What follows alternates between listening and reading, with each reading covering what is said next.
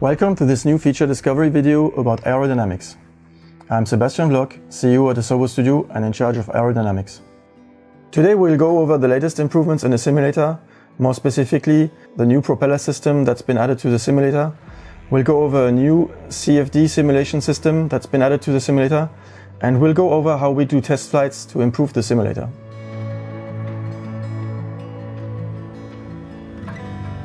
With Simulate 8, Microsoft Flight Simulator comes with an all-new Propeller Simulation. Instead of a single-point computation, surfaces are now modeled and simulated separately and accurately over each propeller blade. The new surfaces are animated accurately with a spinning propeller. When the propeller starts spinning fast, the blades are oversampled in time to avoid any resonance. 3 aircraft have been updated with this new system: the C-152, the C-208 and the King Air 350. Aircraft creators can have access to the system for any of their propeller aircraft. With this new simulation, P-factor, torque and all other propeller effects are now simulated natively. Aircraft creators only need to specify the shape of the propeller surfaces.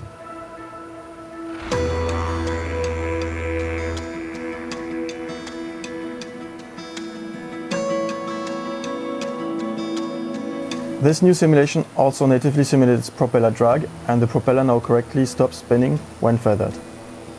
Each blade is simulated like a small wing and provides lift and drag in the correct direction.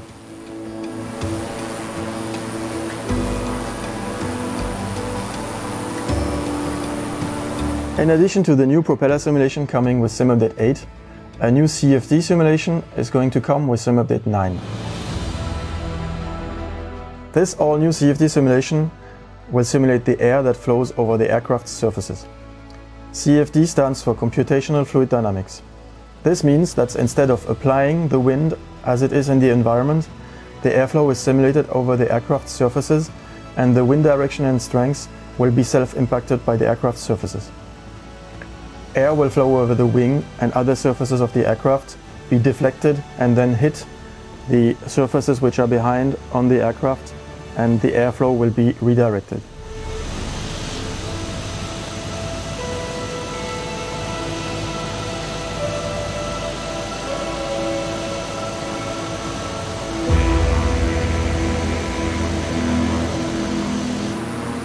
The CFD also simulates the airflow that is impacted by the propeller and then washes over the wing, providing additional lift.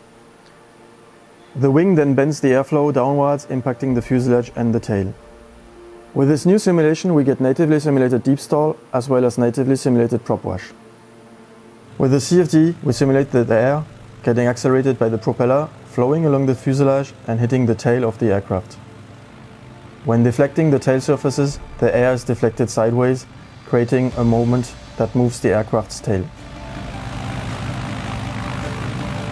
The CFD natively simulates the vortices created by the lift generated by the wings. Several new display tools are available to visualize the airflow.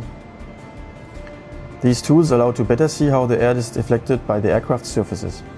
One visualization shows the air flowing at the speed at which it flows by the aircraft, while the other visualization shows how the air is accelerated by the aircraft, so you really only see the deflections. The CFD will be available for aircraft creators, and any existing aircraft using the modern flight model can be easily ported over to the CFD simulation without any additional work or tweaking. Now to François, who will explain us how we use flight testing to improve the simulator. Hello, my name is François and I'm a test pilot and a technical designer on Microsoft Flight Simulator. I hold a commercial pilot license and was a flight instructor. I've been trained into flight testing at the Test Pilot School Euroflight Test in Germany. I am also a member of the Society of Flight Test Engineers.